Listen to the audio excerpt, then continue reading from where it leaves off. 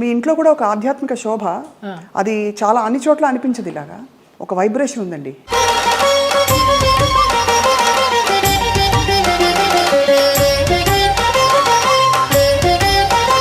ఇంట్లోకి రాగానే ఒక దేవాలయంలోకి వచ్చిన అనుభూతి అనేసి అంటారు. మీకు నచ్చినట్టు బతికారు దాదాపుగా, కరెక్టా? అవును. సీతమ్మ ఎవరి మాట వినదని, పోగొట్టుకున్నా సంపాదించిన ఎన్ని ఒడిదుడుకులు అయినా కూడా నేను ఎవరిని బ్లేమ్ చేసేందుకు లేదు.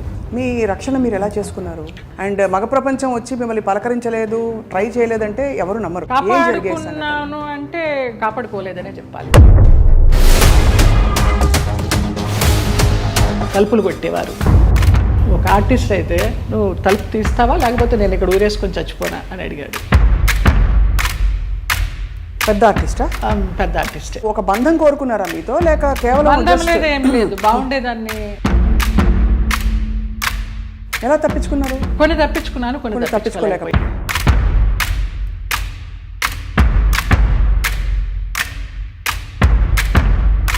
వాళ్ళ ప్రవర్తన కూడా ఒక ఒక గాయం చేస్తుంది కదా మనసులో. అట్లా నేను అబద్ధం చెప్పకూడదు, ఎవరు అలాగ ప్రవర్తించలేదు. ఆ పేరు నేను అడగను, ఎందుకంటే మిమ్మల్ని ఇబ్బంది పెట్టను. వారు కనుక ఇంకా ఉండుంటే కనుక ఇంకా ఇబ్బంది పెట్టను. Okay, Malayalam direct. తెలుగు ఇండస్ట్రీలో బాగానే పోనీ మన ఇంటి పిల్ల అని ఏమన్నా హక్కును చేర్చుకున్నారా మిమ్మల్ని? ఇక్కడ కూడా ఇదేనా? అదే సమయంలో మీరు గాఢమైన ప్రేమలో పడ్డారు కదా. అది కూడా ఎలా పడాల్సి వచ్చిందంటే, ఏడుస్తూ పడుకుంటే అతను నన్ను చంపడానికి అంబాసిడర్ కారులో తీసుకెళ్తున్నాడు. మా ఆయన ఎవరైతే ఉన్నారో ఎక్స్ హస్బెండ్, నిలువెత్తు బాబా. ఫస్ట్ టైం నేను కాషాయ వస్త్రాల్లో అంబాసిడర్ కారు ఇలా ఆపి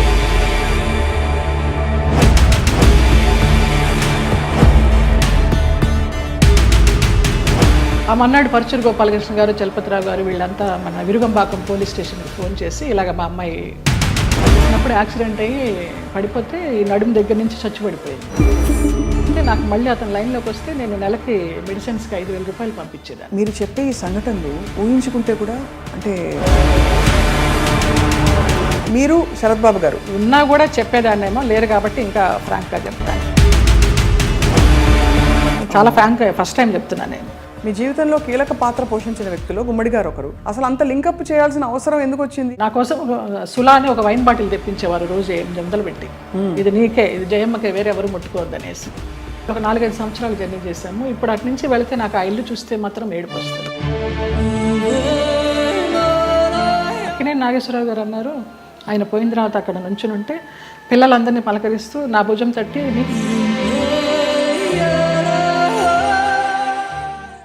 అందరికీ నమస్కారం, సాదర స్వాగతం. ఐ డ్రీమ్ మీడియా సగర్వంగా సమర్పిస్తున్న ప్రత్యేక కార్యక్రమం సిల్వర్ స్క్రీన్ లెజెండ్స్.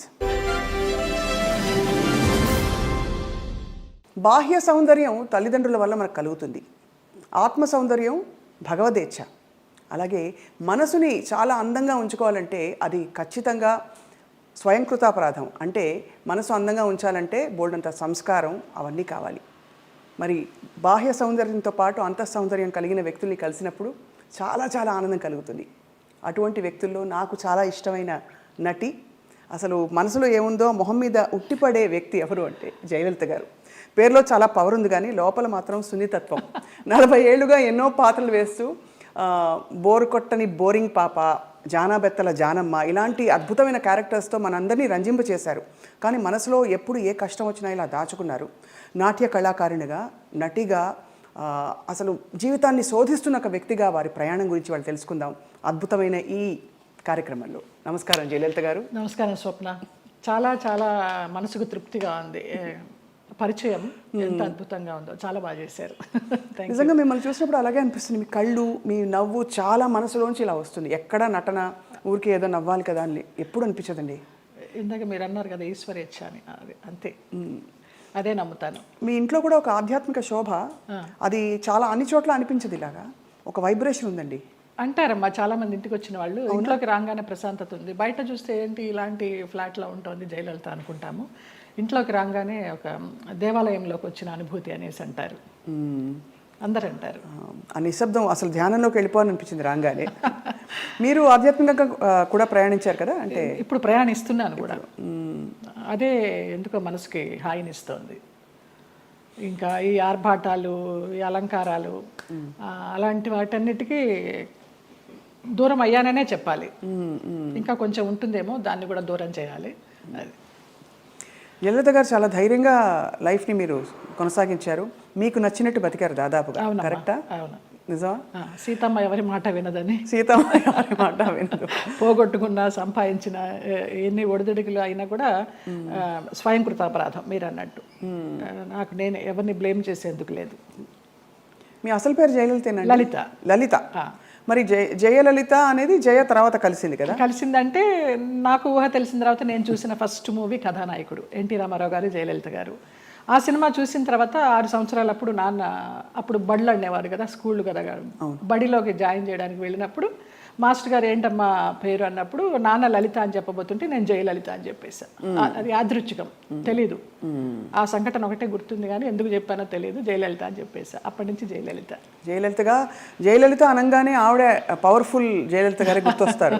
కానీ ఇక్కడ తెలుగునాట మీరు అంటే మీ ఏం చెప్పాలి, వర్చస్సు, ఒక అందం, ఒక గ్రేస్ ఏదైతే ఉందో ఆ జయలలిత గారికి ఈ జయలలిత గారికి పోలిక పడతారు. మీరు నమ్మచ్చు నమ్మకపోవచ్చు, అతిశయోక్తి అనుకోవచ్చు. మొన్న నేను కేరళ ఒక ఆయుర్వేదం ట్రీట్మెంట్కి వెళ్తే డీటాక్స్కి, అక్కడ వాళ్ళందరూ అన్నారు ఆ జయలలిత మీరు ఒకలాగానే ఉన్నారమ్మా అనేసి. ఫస్ట్ టైం ఆ గ్రూప్ అంతా అన్నారు. జయలలిత గారు, మీరు నాట్య కళాకారునిగా మీ అభ్యాసం మొదలుపెట్టినప్పుడు అప్పుడు మీ మనసులో ఏముండేది? తల్లిదండ్రులు చెప్పి మంచి డాన్సర్ అవ్వాలనుకునేవారా, లేదు అందరి ఇళ్లలో నేర్చుకుందాం? అసలు నా నాట్యాభ్యాసం ఎలాగా మొదలైందంటే అక్కకి నేర్పిస్తున్నారు. అక్కకి నేర్పిస్తున్నప్పుడు నేను చూస్తూ నేను కూడా నేర్చుకుంటాను అని ఏడ్చాను 5 సంవత్సరాలు. అప్పుడు అమ్మ అన్నారు ఇంకా నీకు అవగాహన లేదు, కొంచెం వయసు రావాలి, వచ్చిన తర్వాత నువ్వు నేర్చుకుందావు అంటే మా మాస్టర్ గారు ఆ అమ్మాయిలో ఉన్న జిజ్ఞాస చాలా నచ్చిందమ్మా నాకు. అంత వయసు అప్పుడు ఎవరికి కళల పట్ల ఆసక్తి ఉండదు, ఈ అమ్మాయికి ఏదో పూర్వజన్మ వాసన ఉంది, నేను నేర్పిస్తాను, మీకెందుకు, మీరు కంగారు పడకండి అని. నేను ఏడిస్తే నేర్చుకుంటానని అట్లా నేర్పించారు. ఇంకా అది నాకు నరనరాల్లో అలాగా ఉండిపోయింది. ఒక పెద్ద నాట్య కళాకారిని అవుదామని, ఒక పద్మా సుబ్రహ్మణ్యం గారిలాగా లైఫ్లో పెళ్ళి అనేది ఏమి చేసుకోకుండా అలా ఉందామని అనుకున్నాను. బట్ నాన్నకి జర్నలిస్ట్ అవడం వల్ల, సినిమా వాళ్ళతో సంబంధాలు ఉండడం వల్ల, మీ అమ్మాయి బాగుంది, కలర్ అది, హైట్ అది బాగుంది అంటే ఆ అమ్మాయిని హీరోయిన్ చేయాలి అనేసి, ఎన్ని పెళ్లి సంబంధాలు వచ్చినా కూడా వద్దు, మా అమ్మాయి అయితే పెళ్లి మంచి హీరోయిన్ అవ్వాలి, లేకపోతే డాన్సర్ అవ్వాలని ఆయన అలాగా కలలుగా అన్నారు. ఆయన కోరిక ప్రకారం ఆర్టిస్ట్ అవ్వాల్సి వచ్చింది. నా కోరిక అయితే మంచి డాన్సర్ అవ్వాలని. కానీ ఏ రోజు సంసారంలో సుఖపడాలి, ఇలాగా అంటే సెటిల్ అయిపోవాలి అనే ఆలోచన అనిపించలేదు? ఏదో ఒక స్పెషల్ అని, ఏదో మొత్తానికి ఏదో ఒక గోల్ పెట్టుకున్నాను, వాళ్ళలాగా అవ్వాలి, వీళ్ళలాగా అవ్వాలని. ఏమీ అవ్వలేకపోయినాను, నేను నాలాగానే ఉన్నా. మీరు మీలాగా ఉంటూ అన్ని ఎక్స్ప్రెస్ చేసి ఇప్పుడు మీ చక్కగా మంచి టైంలో ఇప్పుడు మీరు అంతఃప్రయాణం అంటారు కదా, ఆ ప్రయాణం కొనసాగిస్తారు. అంతర్ముఖంగా ప్రయాణం చేస్తున్నాను. బాగా చెప్పారు.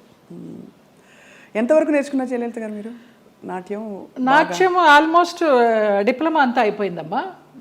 డిప్లొమా అయిన తర్వాత ఏదో ఎంఏకి కట్టాలని అనుకుంటున్నప్పుడు మూవీ వచ్చింది, నాన్న వాళ్ళ ఫ్రెండ్స్ ఈ పోరాటం మార్పు కోసమని. ఇంకా ఆంధ్ర నాట్యం కూడా నేర్చుకోవాలని నటరాజ రామకృష్ణ గారి దగ్గర 1 year పేయింగ్ గెస్ట్గా ఉండి నేర్చుకున్నాను నేను. ఆ టైంలో నాన్న వచ్చి మా ఫ్రెండ్స్ సినిమా తీస్తున్నారు, అందులో హీరోయిన్కి డాన్సర్ అయి ఉండాలి, క్లాసికల్ డాన్సర్, నువ్వు చేయాలి అనేసి అన్నారు. ఇంకా రూమ్లోకి వెళ్ళిపోయి గడిపెట్టేసుకుని ఏడుస్తూ కూర్చున్నాను. నేను డాన్సర్ అవ్వాలనుకుంటే నన్ను సినిమాల్లోకి చేర్చడం ఏంటి, వెళ్ళనని. అప్పుడు నటరాజ రామకృష్ణ గారు, కళాకృష్ణ గారు నచ్చజెప్పి, నాన్న ఫ్రెండ్సే కదా తీస్తున్నది, వెళ్ళు, నచ్చితే చెయ్యి, కంటిన్యూ చెయ్యి, ఆఫర్లు వస్తే, లేకపోతే మళ్ళీ డాన్సర్గానే ఉండిపోదు అని నచ్చజెప్పి పంపించారు. ఇంకా వన్స్ ఆ రంగంలోకి వెళ్ళిన తర్వాత మరి నచ్చిందా మీకు సినిమా ఇండస్ట్రీ ఎక్స్పీరియన్స్? అది మొదట్లో నచ్చలేదనే చెప్పాలి. తర్వాత రాను రాను ఇంకా ఫ్యామిలీ అంతా నా కోసమని షిఫ్ట్ అయిపోయి వాళ్ళు ఇబ్బందులు పడుతున్నప్పుడు, లేదు వీళ్ళందరి కోసమన్నా నేను ఇష్టపడి చేయాలని అలాగా కాంప్రమైజ్ అయిపోయి చేసినవే. చాలామంది నటీమణులు ఈ మధ్య కాలంలో నేను కలుస్తున్నవారు, నాకు యాక్చువల్లీ అప్పుడు ఇష్టం లేదు కానీ పరిస్థితుల ప్రభావం, ఆర్థిక పరిస్థితులను కూడా చెప్పారు. మీకు అటువంటి ఇబ్బందులు వచ్చాయి? ఆర్థిక పరిస్థితుల వల్లనే కదా, మరి మేము చాలా మిడిల్ క్లాస్, మరి లోయర్ మిడిల్ క్లాస్ అని చెప్పలేము, అప్పర్ మిడిల్ క్లాస్ అని చెప్పలేము, వయా మీడియా మిడిల్ క్లాస్. నాన్న ఒక ప్రొడ్యూసర్ని నమ్మి మీ అమ్మాయికి హీరోయిన్ ఛాన్స్ ఇస్తామంటే మెడ్రాస్ షిఫ్ట్ అయిపోయారు. షిఫ్ట్ అయిపోయిన తర్వాత ఆ ఛాన్స్ నాకు కొన్ని కారణాల వల్ల రాలేదు. అయ్యో. రానప్పుడు ఇంకేం చేయాలి, ఇంతమందితో వచ్చినప్పుడు వచ్చిన క్యారెక్టర్స్ చేసుకుంటూ పోదామని ఒక గైడెన్స్ లేకుండా, ఒక గాడ్ ఫాదర్ అనేవారు లేకుండా ఏ క్యారెక్టర్ వస్తే ఆ క్యారెక్టర్ చేశా. ఫ్యామిలీ గెట్ ఆన్ అవ్వాలి ఫస్ట్. కానీ నిజానికి మీరు కథానాయికగానే మొదలు పెట్టారు కదా? అవును, ఈ పోరాట మార్పు కోసం కథానాయిక. అవును, బట్ ఆ తర్వాత మీరు అనేది హీరోయిన్ క్యారెక్టర్స్ రాలేదు? రాలేదు, ఏమీ రాలేదు. ఆ సినిమా ఏదైతే వస్తుందనుకున్నానో అది పోయింది. ఆ సినిమా టైంలో ఈ పోరాట మార్పు కోసం సినిమా టైంలో సాంగ్స్ కోసం విజయ గార్డెన్స్కి వెళ్ళినప్పుడు ఆ ప్రొడ్యూసర్స్ చూడటము, హీరోయిన్ ఛాన్స్ ఇస్తామనడము, మెయిన్ క్యారెక్టర్ వాళ్ళు ఇవ్వకపోవడం, మెడ్రాస్ షిఫ్ట్ చేసి. అదే టైంలో నానా మలయాళం మ్యాగజైన్ వాళ్ళు నన్ను చూసి బాగుంది అమ్మాయి మలయాళానికి హీరోయిన్గా పనికొస్తుంది అనేసి వాళ్ళు నానా మ్యాగజైన్లో ఇంటర్వ్యూ తీసుకోవడము, అలాగా మలయాళం మూవీస్కి వెళ్ళడం జరిగిందనమాట. మలయాళం మూవీస్లో మరి చేస్తూ అంత మంచి ఇండస్ట్రీ కదా మలయాళం ఇండస్ట్రీ, మరి అక్కడ మీకు ఎక్కువ నిలదొక్కుని ఇప్పుడు ఎలా అయితే సూపర్ స్టార్స్ మనకు ఉంటారు అలాంటి అవకాశాలు రాక, లేకపోతే మీరు ఏదొచ్చినా పర్లేదు అని ఒక? అలా కూడా కాదు. మలయాళంలో ఫస్ట్ నేను చేసింది ఉప్పు మూవీ, ముస్లిం సబ్జెక్ట్, తల్లి కూతురు నేనే, డ్యూయల్ రోలు. నాకు దానికి Kerala best actress state award కూడా వచ్చింది. అవును అవును. తర్వాత ఐవిశశి గారు అప్రోచ్ అయ్యారు. అప్రోచ్ అయితే మంచి డైరెక్టర్. అప్పుడు అంటే తెలియదు మనకి ఎలా ఉంటుంది, ఊరికే అవుట్లైన్ చెప్తారు కానివ్వండి. మంచి గ్లామర్ రోలు, కమల్ హాసన్ గారి పక్కన అనేసరికి చాలా ఆనందంగా ఉంటాం కదా. ఫస్ట్లోనే కమల్ హాసన్ గారి పక్కన ఉలగ నాయగన్ ఆయన పక్కన వచ్చింది అని. ఆ ముగ్గురు హీరోయిన్లు శోభన, గీత, నువ్వు అని చెప్పారు. ఓకే అనేసి ఒప్పేసుకున్నాను. అది కట్ చేస్తే విలన్ వైఫ్ వ్యాంపిష్. దాని తర్వాత రామానాయుడు గారు ఇంద్రుడు చంద్రుడిలో కమల్ హాసన్ గారి సెక్రటరీగా ఎవరు బాగుంటారంటే కమల్ హాసన్ గారు నన్ను రికమెండ్ చేశారు. అమ్మాయి ఎవరో చేసింది జయలలిత, చాలా బాగుంది, ఆ అమ్మాయిని పెట్టండి అని. అలాగే ఇంద్రుడు చంద్రుడిలో కూడా ఒక టైప్ ఆఫ్ వ్యాంప్. అలా అలా కంటిన్యూ అయిపోయినాయి. కానీ శృతిలయల్లో ఒక పాంచాలి క్యారెక్టర్ కానీ, రాజశేఖర్ని మాయ చేసి అతని చేత ప్రోగ్రామ్స్ ఇప్పించి కమిషన్లు అవి తీసుకుని ఆ టచ్ ఉన్నవే వచ్చినాయి అన్నీ నాకు. ఒకలా చూస్తే దానికి ఒక ప్రత్యేక స్థానం ఉంది, అదేం తక్కువని కాదు. కానీ కాదు, అప్పట్లో కాలంలో ఎల్ విజయలక్ష్మి గారు వాళ్ళు ఎంత బాగా చేసేవారు అది. కానీ అది స్వర్ణయుగం, దానికి తగ్గట్టుగా వాళ్ళు అంత ఎలివేట్ అయ్యారు. ఇంకా కొంచెం కొంచెం రాను రాను వెండి యుగాలు, ఈ రాగి యుగాలు ఇవన్నీ వచ్చేసరికి అప్పుడు వాళ్ళు డాన్సర్స్ చేసిన, వ్యాంప్ చేసిన, హీరోయిన్స్ చేశారు, అన్నీ చేశారు. ఆ డైరెక్టర్స్ అంత క్రియేటివిటీ ఉన్న డైరెక్టర్స్ ఇప్పుడు వాళ్ళు కాదని చెప్పడం లేదు. వాళ్ళు ధైర్యం చేసి అన్ని రకాల క్యారెక్టర్లు ఇచ్చేవారు ఒక ఆర్టిస్ట్కి. గిరిజ గారు మామూలుగా కమెడియన్ చేసి నాగేశ్వరరావు గారి పక్కన హీరోయిన్ చేయలేదా? అలా మా తరానికి వచ్చేసరికి వ్యాంప్ అంటే వ్యాంపే, చెల్లెలంటే చెల్లెలే, అలాగైపోయింది. సరే ఏదో ఒకటి, మనకి కళారంగం మనల్ని ఆదరించింది, అభిమానంగా పిలుస్తున్నారు, మన కుటుంబాన్ని పోషిస్తోంది అనే ఒక సద్బుద్ధితోనూ ఒక మంచితనంతోనే గెట్ ఆన్ అవుట్ వచ్చి, అంటే దాదాపు జీవితం నిర్ణయించిన విషయాలని మీరు స్వీకరిస్తూ ఒక నదిలా ప్రవహిస్తూ వచ్చేసారు. అంతే. అది కొంచెం మెచ్యూరిటీ వచ్చిన తర్వాత ఇంకా ఇది కర్మ సిద్ధాంతాన్ని నమ్మడం అలవాటు చేసుకున్న తర్వాత మనకి ఏది ప్రాప్తమో అదే, ఏది రావాలో అదే వస్తుంది, ఎప్పుడు రావాలో అప్పుడే వస్తుంది అన్న తర్వాత మనసుకి చాలా ప్రశాంతంగా హాయిగా ఉంది. ఇంత అందమైన జయలలిత గారు అప్పుడు ఒక అమ్మాయి, అఫ్కోర్స్ నాన్నగారికి పరిచయాలు ఉన్నప్పటికీ కూడా ప్రతి చోటికి నాన్నగారు రాలేరు కదా, మీ రక్షణ మీరు ఎలా చేసుకున్నారు? చుట్టూ ఉంటే మగ ప్రపంచం, అండ్ మగ ప్రపంచం వచ్చి మిమ్మల్ని పలకరించలేదు, ట్రై చేయలేదంటే ఎవరు నమ్మరు. అవును అవును, అంటే అది జగమెరిగిన సత్యం. అలా అని వాళ్ళని ఏం అండలేదు. బట్ ఈ ప్రపంచంలో ఎలా మీరు మిమ్మల్ని మీరు కాపాడుకున్నారు? కాపాడుకున్నాను అంటే కాపాడుకోలేదనే చెప్పాలి. కాపాడుకోలేదు, ఎందుకు అబద్ధం చెప్పడం. పరిస్థితులకు అనుగుణంగా వెళ్ళాను, అందువల్ల నేను పెద్ద ఇబ్బందులు ఏమీ ఎదుర్కోలేదు. కొంచెం ఫ్రెండ్లీగానే మూవ్ అవుతూ, నవ్వేస్తూ. అది వరకు ల్యాండ్ లైన్లు ఉండేవి, ఫోన్లు. ల్యాండ్ లైన్ తీసి పక్కన పెట్టేసేవాళ్ళం అవుట్డోర్ వెళ్తే, తలుపులు కొట్టేవారు. ఒక ఆర్టిస్ట్ అయితే నువ్వు తలుపు తీస్తావా లేకపోతే నేను ఇక్కడ ఊరేసుకొని చచ్చిపోనా అని అడిగాడు. పెద్ద ఆర్టిస్టా? పెద్ద ఆర్టిస్టే ఒక కాలంలో. అంటే ఎందుకు అడుగుతున్నానంటేనండి, మరి అది వాళ్ళు ఒక బంధం కోరుకున్నారా మీతో, లేక కేవలం బంధం లేదు, ఏం లేదు, బాగుండేదాన్ని, యంగ్లో ఉన్నాను, మంచి పర్సనాలిటీ, వ్యాంప్ క్యారెక్టర్లు వేస్తున్నాను, కూడా అదే అయి ఉండొచ్చు అనే ఒక అపోహ.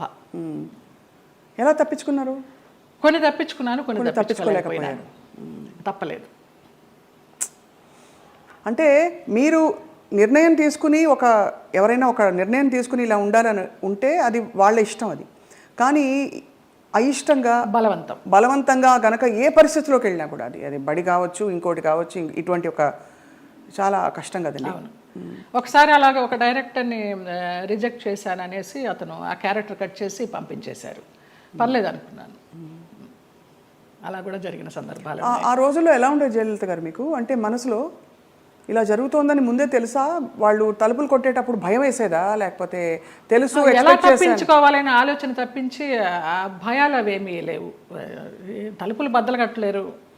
మన్నాడు ఏమన్నా అడిగినప్పుడు ఏదో దాటేస్తాం, ఏదో ఒక రీజన్ చెప్తాం. అవునా నిద్ర పట్టేసింది, ఫోన్ వినిపించలేదనో, తలుపు చప్పుడు వినిపించలేదనో, ఇలాగే మేనేజ్ చేసుకుంటూ కొన్ని తప్పించుకుంటూ, కొన్ని తప్పించుకోలేక, కొన్ని తప్పనిసరిగా.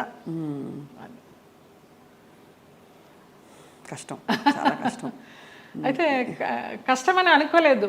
అంటే ఒకసారి పోయినా 100 సార్లు పోయినా పోయింది అంతే. ఇక మనకేమి అది ఫీలింగ్ ఉండదు. అంటే కరెక్టేలేండి మీరు అన్నట్టు. అంటే ఆ టైంకి మీరు ప్రాక్టికల్గా సమాధాన పడిపోయారు అంతే దానికి. అంతే. ఒకటే ఏమో, నా వాళ్ళు బాగుండాలి. ఎలాగో వచ్చాను, నేను చెడిపోతే చెడిపోయాను, నా వాళ్ళు బాగుండాలి అంతే. ఆ మంచి మనసుతోనే వచ్చాను కాబట్టి ఇప్పటికీ నన్ను భగవంతుడు ఈ రకంగా చూస్తున్నాడు 40 years ఇండస్ట్రీలో అని ఒక నమ్మకం. ఇప్పుడు అందరూ బాగున్నారు.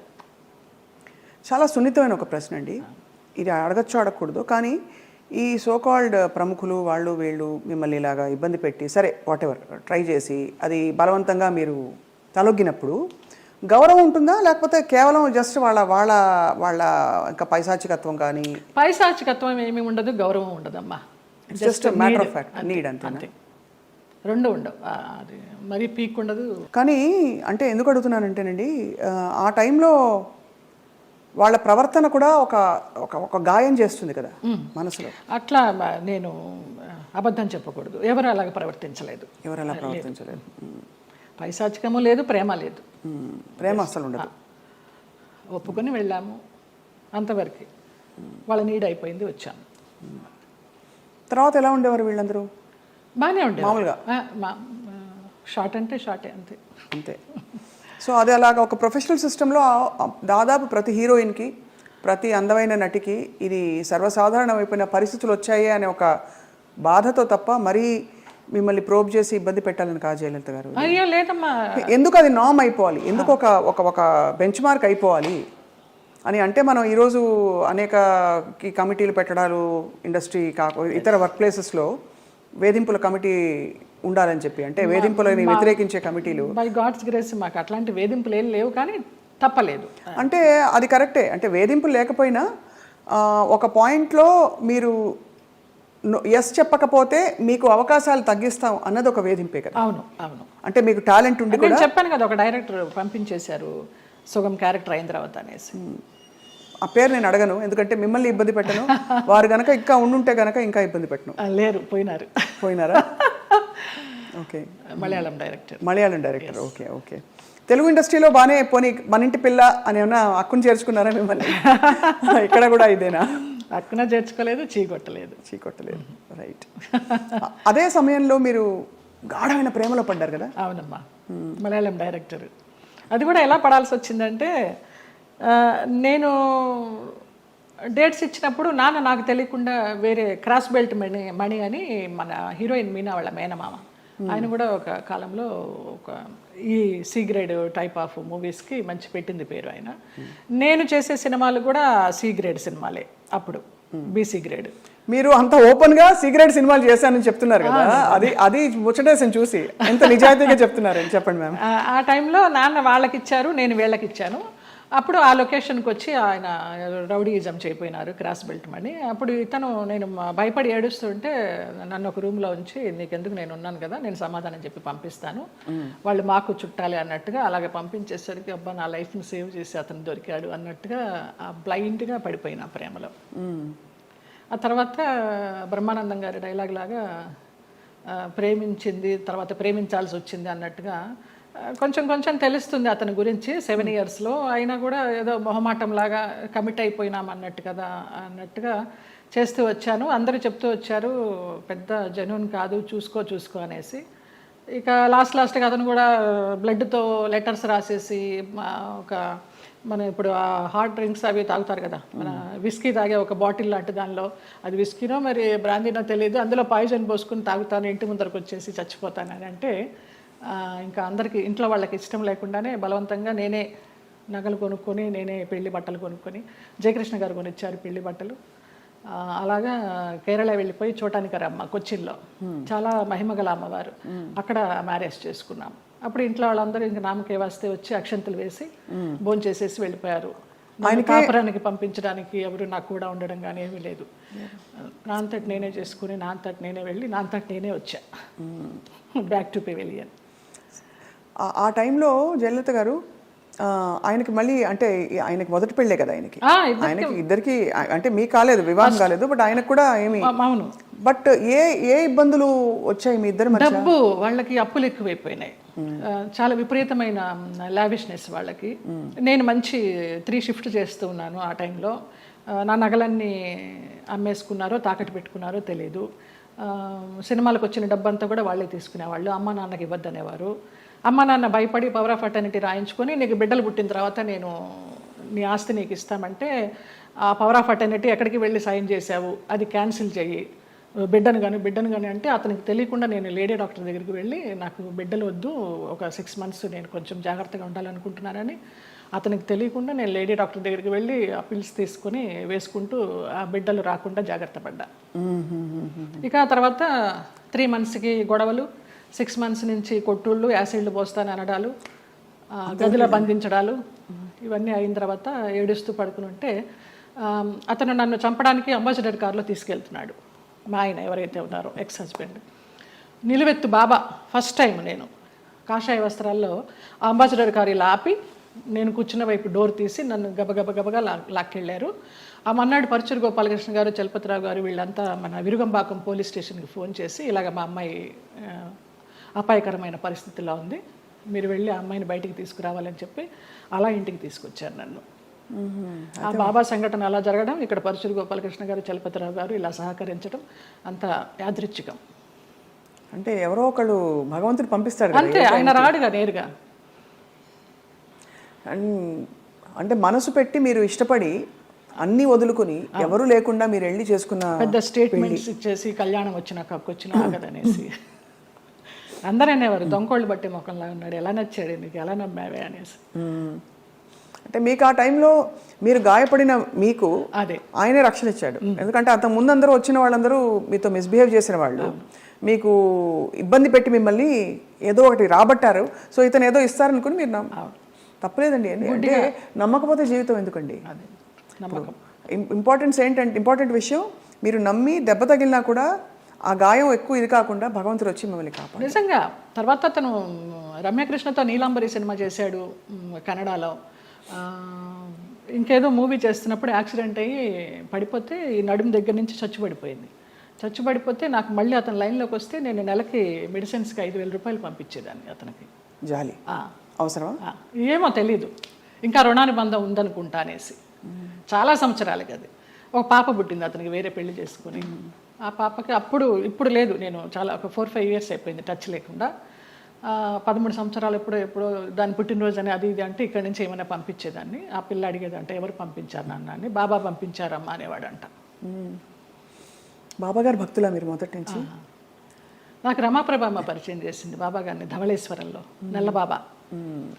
స్వతంత్ర భారతం అని మన నారాయణమూర్తి గారి సినిమాకి వెళ్ళినప్పుడు ఎందుకో గ్యాప్ వచ్చింది, నీకు ఒక బాబాని చూపిస్తారా అనేసి తీసుకెళ్ళారు ధవళేశ్వరం. అప్పుడు చూడడమే, ఆవిడే పరిచయం చేసింది. తర్వాత ఈ పెళ్ళి విడిపోతాను అన్నప్పుడు ఈ ఇన్సిడెంట్. తర్వాత ఇంటికి వచ్చి 1 వారం రోజులు తర్వాత పడుకుని ఏడుస్తుంటే, ఏంటి ఇలాగైపోయింది, బాగుంటాను అనుకున్నాను పెళ్లి చేసుకుని అని ఏడుస్తున్నప్పుడు ధవళ వస్త్రాల్లో నేను ఇలా పడుకుని ఏడుస్తుంటే నా పక్కన కూర్చుని ఆయన ఈ మడికాలు వేసుకొని ఇలాగా చేయి పెడితే నాకు కరెంట్ షాక్ కొట్టినట్టు అయిపోయింది. ఏం పర్లేదు నేను ఉన్నాను ఏడవకనేసి. ఆ 2 సార్లే కనిపించారు. తర్వాత 4 హారతులు చేసేదాన్ని ఇంట్లో, ఇంకెప్పుడు కనిపించలేదు నాకు ఆయన. కానీ మీరు చెప్పే ఈ సంఘటనలు ఊహించుకుంటే కూడా అంటే ఇంకా ఏమనాలో మాటలు రావట్లేదు. బాబా గారు వచ్చి పక్కన కూర్చుని ఆ అనుభూతి మీకు కలగడం, నేను చాలా ఫీల్ అయినా మా స్పర్శ ఒక ఏంటో అంటారు కదా 1000 ఓట్ల కరెంట్ షాక్ కొట్టినట్టు అనేసి అలా ఒక ఆరాలాగా వచ్చేసింది 2 సార్లు. బాబా గారి కోసం ఒక పాట పాడరా, ఒక 2 లైన్లు. ఇక్కడే ఉన్నారు బాబా గారు అనిపించే అంత అద్భుతంగా చెప్పారు మీరు. నువ్వు లేక నాథలం బ్రతుకంతా అయోమయం, నువ్వు లేక నాథలం బ్రతుకంతా అయోమయం, బాబా ఓ బాబా ఇక నీ పరీక్షకు మేము పలేము, ఇటులి నిరీక్షణ మేము పలేము, నువ్వు లేక నాథలం బ్రతుకంతా అయోమయం, బాబా ఓ బాబా. ఎంత ముద్దుగా బుజ్జి తల్లిగా పాడారు. నాకు అది బ్రహ్మానందం గారు ఇచ్చారు ఆ బాబా. ఓ ఈ బాబా గారు బాబా డివోటివ్ కదా అనేసి వాళ్ళ మేనేజర్ చేత ఇచ్చి పంపించారు. ఆయన అసలు ఒక అద్భుతం, ఆయనే ఒక అద్భుతం బ్రహ్మానందం గారు. తిరిగి వచ్చిన తర్వాత మరి పుట్టింటి వాళ్ళు ఏమన్నారు? ముందే చెప్పాం కదా, సంతోషపడ్డారు, వచ్చేసారని. మా అమ్మాయి మాకు వచ్చేసింది, మా సంపాదన మాకుంది అనేసి. కానీ ఒకటండి, మీరు ఏ మాట కామాట ఓపెన్గా మాట్లాడుకుంటున్నాం కాబట్టి, పుట్టింటి వాళ్ళు కావచ్చు అత్తింటి వాళ్ళు కావచ్చు మిమ్మల్ని ఒక ఏటీఎం మెషిన్లో చూసారని అనిపిస్తుంది. అంతే. దానికోసం మీరు నలిగిపోయి, మీరు లోపల ఇదైపోయి వెళ్ళి, అప్పుడు నలగడాలు కూడా మనకి తెలియదు, అంత జ్ఞానం కూడా లేదు కాబట్టి మీకు సంతోషం. అంటే ఇగ్నోరెన్స్ ఇస్ బ్లిస్ అంటారు ఇంగ్లీష్లో. అదే ఏమో, నేను తెలుగు మీడియం, ఇంగ్లీష్ కూడా పెద్దగా రాదు, బిఏ తెలుగు మీడియం. అంటే సింపుల్గా చెప్పాలంటే ఎవరి పిచ్చి వారికి రక్షణ, ఆనందం కాకపోయినా. మీకు తెలియనితనమే మీకు మళ్ళీ కాపాడింది. ఆ తర్వాత మళ్ళీ ఇప్పుడు సినిమాలు వరుసగా పరచూరు గోపాలకృష్ణ గారు, ఎంత చలపతిరావు గారు మీకు చేసిన, వాళ్ళే నిలబెట్టారమ్మా. తర్వాత రామానాయుడు గారు వాళ్ళంతా వాళ్ళే నిలబెట్టారు. కాకపోతే అప్పుడు ఉన్నంత ఇది డిమాండ్ లేకుండా ఉండే. ఒకసారి పెళ్లి చేసేసుకుని వెళ్ళిపోయి మళ్ళీ వచ్చి నా క్యారెక్టర్లన్నీ అప్పుడు సనా చేసేది ఆ గ్యాప్లో. ఆ తర్వాత అలా వస్తూ వచ్చినాయి, కానీ ముందరంత ఆ 90sలో ఉన్నంత డిమాండ్ లేదు. అంటే ఇది మరీ ఎక్కువ మొన్ననే, అంటే ఒక 20-25 ఏళ్ళ అంటే 92 సెప్టెంబర్ 3 మ్యారేజ్ చేసుకున్నాను. 93 సెప్టెంబర్ 3 1 year మ్యారేజ్ డే రాకుండానే విడిపోయాం మ్యూచువల్ అండర్స్టాండ్ మీద. తర్వాత ఏమి ఇబ్బంది పెట్టలేదా మిమ్మల్ని? ఏం లేదమ్మా అసలు. ఇంకేముంది, అన్ని తీసేసుకున్నారు కదా, ఇంకేముంది ఇబ్బంది పెట్టడానికి. డబ్బులు తీసేసుకున్నారండి? తీసుకున్నారు, చాలా చాలా ఖర్చు. అప్పుల వాళ్ళు వచ్చేవాళ్ళు, ఈయనేమో చనిపోతానని వెళ్ళేవాడు, అమ్మ భర్త సుమంగళితనం పోతుంది ఎలాగా అనేసి చెక్ మీద సంతకం చేసి ఇచ్చేస్తూ ఉండేదాన్ని. ఎంత కోల్పోయారు జయలలిత గారు? పోయింటాయమ్మా, ఒక 50 sovereigns గోల్డ్ లాగా పోయి ఉంటుంది, ఒక 25 lakhs క్యాష్ పోయి ఉంటుంది. సో దాదాపు ఆ రోజుల్లో చాలా ఎక్కువ కదా అది. 2-3 కోట్లు అనుకోండి ఈ రోజులు ఈజీగా. ఆ లెక్క కూడా తెలియదు మనకి. అంటే కానీ అదే బాధ చాలా. మీరు మీకోసం ఇష్టంగా ఎప్పుడైనా ఏదైనా కొనుక్కున్నారా? ఒక ఇల్లు, ఒక కారు, ఒక నగలు? అట్లా నగలు ఇష్టం. నేను కొనుక్కున్నప్పుడల్లా అమ్మ అడిగేది నాకు కూడా ఆ నగ కావాలి అనేసి. నేను ఏదైనా చీర కొనుక్కుంటే నాకు ఆ చీర కావాలని అడిగేది. ఒకప్పుడు నగలు చీరలు ఇష్టము. ఈ కార్లు ఇళ్ళు అంటారా నాకు తెలియదు. ప్రాపర్టీలు చేర్చుకోవడము, కొంచెం డబ్బు ఉంటే దాచుకోవడము, ఏదైనా కొనడము, అది పెరుగుతుంది అనుకోవడము, ఆ బిజినెస్ మైండ్ లేదు. అదే ఉంటే కనుక మరి ఇంత మీరు అన్ని పోగొట్టుకుంటారా చెప్పండి. అందరూ అనేవారు ఏదైనా స్థలం కొని పడేయమ్మా అని, వినేదాన్ని కాదు. అదే ఇల్లు, పెళ్ళి, పిల్లలు అన్ని ప్రాప్తంలో ఉండాలంటారు, అవి లేవు. చాలా దారుణం అండి. మీకు మలయాళం అరిమా? నన్నాయిట్ 25 పడం అభినయించుండ్రు మలయాళத்துல. అంతే కదా, అంత పెళ్లి చేసుకున్నవాడు మలయాళి. అవును, తిట్టేదాన్ని మలయాళంలో. అవునా? పట్టి గొడవలు తెలుసు. పట్టి కళూరుండము అనే గాడిద. మలయాళం వంటలు కూడా వచ్చా జయలలిత గారు మీకు? అసలు నాకు మన తెలుగు వంటే రాదు, స్టవ్ అంటించడమే రాదు. ఓలన్ అంటే కాలన్, പച്ചടി കിച്ചടി എരിശ്ശേരി ഒന്നും അറിഞ്ഞൂടാ. కాఫీ టీ పోలే అరణ్యుడా. ఇప్పుడు అసలు మీకు వంట రాదా? అసలు స్టవ్ అంటించడం రాదు తల్లి. ఎంత ముద్దుగా చెప్పారండి. ఎలా మరి ఎవరు చేసి పెడతారు? మా మేనమామ కొడుకు వాడు, నలభీమ పాకం వాడే అండి. మార్నింగ్ అక్కడ సోఫాలో కూర్చున్నానంటే నైట్ డిన్నర్ వరకు అన్నీ అక్కడికే వస్తాయి. అవ్వా, క్వీన్ అనమాట. అంతే. పోతే పోనీ దునియా గోలీ మారు దునియాకు అంతే. ఒక సన్యాసి జీవితం, ఒక మహారాణి జీవితం అన్నీ. అయితే అప్పుడు మళ్ళీ మీరు పుంజుకుని తిరిగి వచ్చాక ఎవరు చెప్పేవారు మీకు మంచి చెడు ఇంత గాయం అయి తిరిగి వచ్చారు, రెమ్యూనరేషన్ ఎంత అడగాలి, రోల్ ఒప్పుకోవాలా వద్దా, రోల్ కట్ చేసేస్తే అడగాలా వద్దా, మీకు ఇవ్వవలసిన సౌకర్యాలు సెట్లో మీకు ఏదో ఇలాంటివి ఇస్తున్నారు, ఫ్లైట్ ఇస్తానని ఇవ్వలేదు, ట్రైన్ ఇచ్చారు, ఈ అడ్జస్ట్ అవ్వాలా లేదా, ఈ మంచి చెడులు ఎలా తెలిసేది మీకు? తెలీదమ్మా. ఇప్పుడు నేను చెప్తున్నాను కదా, ఒక మోస్తరు సినిమా అయితే వాళ్ళు ఏదో చెప్పేవారు, ఇన్ని రోజుల క్యారెక్టర్ అమ్మా అని. నేను ఒక రెమ్యునరేషన్ అడిగేదాన్ని, అది కాదమ్మా కొంచెం తగ్గించండి అనేవారు. సరే కానీ రెమ్యునరేషన్ ₹1 తక్కువైనా పర్వాలేదు, కానీ మర్యాద తక్కువైతే మాత్రం నేను భరించలేను. టైంకి అన్నం పెట్టాలి. నేను బ్రాహ్మణ అమ్మాయిని, ప్యూర్ వెజిటేరియన్. మీరు పెరుగన్నం పెట్టినా చాలు, టైంకి పెట్టాలి. ఎప్పుడో 2 గంటలకి 3 గంటలకి బ్రేక్ ఇస్తానంటే నా వల్ల కాదు. ఒక 2 కొబ్బరి బొండాలు ఇవ్వాలి, ఒక 4 వాటర్ బాటిల్స్ ఇవ్వాలి, మంచి హోటల్ రూము, అవుట్డోర్ అయితే. ఇక్కడైతే నేనే ఇంట్లోనే ఉండి వెళ్తాను. ఇంతే తప్పించి పెద్ద హైలీ డిమాండ్స్ ఏమీ ఉండేవి కాదు నాకు. అమ్మ ఫ్లైట్ దొరకలేదు, ట్రైన్ అన్నారు అనుకోండి, చలో పదండి. కానీ చాలామంది మేనేజర్లు టికెట్ కన్ఫర్మేషన్ లేకుండా ఎక్కించేసేవాళ్ళు మమ్మల్ని. అయిపోయిందమ్మా అయిపోయింది అనేసి. తర్వాత మేము ఎన్ని ఇబ్బంది పడిన సందర్భాలు ఉన్నాయో టీసీ దగ్గర. పాపం వాళ్ళు మాకు అప్పుడు ఫేస్ వాల్యూ ఉంది కాబట్టి ఏదో సీట్ ఇచ్చో, లేకపోతే ఇంకొక ఊర్లో బర్త్ ఖాళీ అవుతుందమ్మా అని అలా ఇచ్చో, అలాంటి ఇబ్బందులు పడ్డాం. అష్ట కష్టాలు పడ్డారు అయితే. అవన్నీ అంటే పార్ట్ ఆఫ్ ద గేమ్. కానీ ఆ టైంలో మరి మీ మేకప్, మీ చర్మ సౌందర్యం ఇవన్నీ తెలిసి ఉండేదా? ఇలా చేసుకోవాలి, ఫేస్ ప్యాక్ చేసుకోవాలి? అసలు తెలియదు నాకు. అసలు ఇంతవరకు సెల్ఫ్ మేకప్ తెలియదు. నేను ఇవాళ కూడా చేసుకోలేదు. మీరు చూడండి, ఎప్పుడు చేసుకోను. నేను మేకప్ మ్యాన్ ముందర కూర్చుంటాను, మీకు ఏది వస్తే అది చేయండి అంటే. మీకు అసలు మేకప్ ఎందుకండి అవసరం లేదు? ఏదో ప్రత్యేక క్యారెక్టర్కి ఏదో పెద్ద పెద్ద బొట్లు పెట్టి కాటుకలు పెట్టి చేయాలంటే తప్ప. వాళ్ళందరూ నవ్వుతారు. అదేంటమ్మా 40 సంవత్సరాల నుంచి ఉన్నారు, మొన్న మధ్య టీవీ సీరియల్స్ చేసినప్పుడు కూడా మీరు సెల్ఫ్ చేసుకోరా అని. నేను సెల్ఫ్ మేకప్ చేసుకోను, నా దగ్గర మెటీరియల్ ఉండదు. ఓన్లీ ఆ టచ్అప్ క్లాత్, స్పాంజ్, ఒక గిన్నె తీసుకెళ్తా అంతే. మిగతాన్ని మీరే చేసుకోండి, ఎలా చేసుకుంటారు.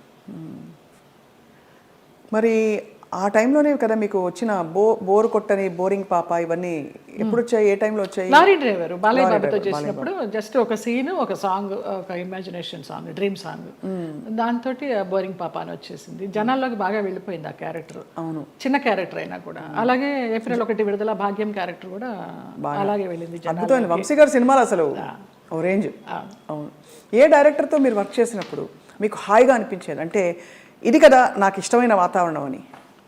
చాలా మోస్ట్లీ ఈవీవి సత్యనారాయణ గారు అలాగే ఉండేదమ్మా, జంజాల గారు అలాగే ఉండేవారు, వంశీ గారు అలాగే ఉండేవారు, మోహన్ గాంధీ గారు అలాగే ఉండేవారు, కోదండరామరెడ్డి గారు అలాగే ఉండేవారు. చాలా ప్లెజెంట్గా. మన శరత్ గారు వంశోద్ధారకుడు, వంశానికి ఒకడు, అవన్నీ చేసి సాయంత్రం 6 అయిందంటే నేను, వైవిజయ, అన్నపూర్ణమ్మ, శ్రీలక్ష్మి, మేమంతా ఒక బ్యాచ్ ఉండేవాళ్ళం సినిమాల్లో. ఒక టైంలో అందరం ఉండేవాళ్ళం, అన్ని క్యారెక్టర్స్ ఉండేవి. ప్యాకప్ ఎప్పుడు అంటే ఆ శరత్ గారు విసుకొని దుబ్బేయండి అనేవారు. రేపు చేసుకుంటాలి మీ క్లోజులు, వెళ్ళిపోండి అనేసి. అలాగా రాఘవేంద్రరావు గారి దగ్గర, అందరి దగ్గర ఒక్కొక్క డైరెక్టర్ ఒక్కొక్క గురువు అంతే. ఎవరి దగ్గర ఏం నేర్చుకోవాలి, ఒక డిసిప్లినా, ఒక సిస్టమేటిక్గా, ఒక యాక్టింగ్గా. బాపు గారిని సార్ ఎలా చేయమంటారు, మీరు చేయండి అమ్మా, నాకు కనుక అది సరిపోలేదు అనుకుంటే నేను చెప్తాను, నేను ఇంప్రూవ్ చేస్తాను, లేకపోతే మీరు చేసిందే చాలు నాకు అంటారు. మహానుభావుడు చెప్పారండి. విశ్వనాథ్ గారు అయితే అన్నీ చేసి చూపిస్తారు. విశ్వనాథ్ గారితో చేసిన సినిమాలు నేను శృతిలయలు, అవునవును, స్వయం కృషి లాస్ట్లో, చిరంజీవి గారికి చరణ్ రాజ్కి ఫైట్ అప్పుడు స్వయం కృషిలో మంచి వెన్నెల ఇప్పుడు మగువా మనకు పంచబాణుని కేళి బాగుగా కూడుండ మగువా మగువా, ఆ సాంగ్. బట్ మంచి సాంగ్. శేషు మాస్టర్ గారు కొరియోగ్రాఫరు. చిరంజీవి గారు ఫైట్ చూస్తారు కానీ జయలలిత సాంగ్ ఎవరు చూస్తారు అక్కడ? అలాగా ఆ క్లాసికల్ సాంగ్ అలాగా అయిపోయింది అనమాట. స్వరాభిషేకం శ్రీకాంత్ గారు ఆయన అన్నదమ్ములుగా చేసింది, అది చేశాను ఏవిఎస్ గారి భార్యగా. మంచి క్యారెక్టర్స్ పడ్డాయి యాక్చువల్లీ, గుర్తుండిపోయే క్యారెక్టర్స్.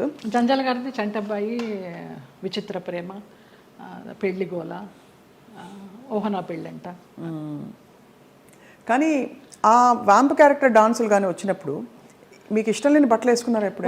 అన్నీ పొట్టి బట్టలు వేసేసుకుని నుంచునే వాళ్ళము. మేకప్ మ్యాన్లు స్టాకిన్స్ ఉండేవి కదా అప్పుడు మాకు, మొత్తం గోడకి సున్నం కొట్టినట్టే కొట్టేవారు. ఇలా ఉన్నా కూడా కొంచెం ఎక్కడెక్కడ ప్యాచెస్ ఉన్నాయో, మోకాలు అవి ప్యాచెస్ ఉన్నాయని మొత్తం పెయింట్ కొట్టి అలా నుంచునే వాళ్ళం బొమ్మలాగా.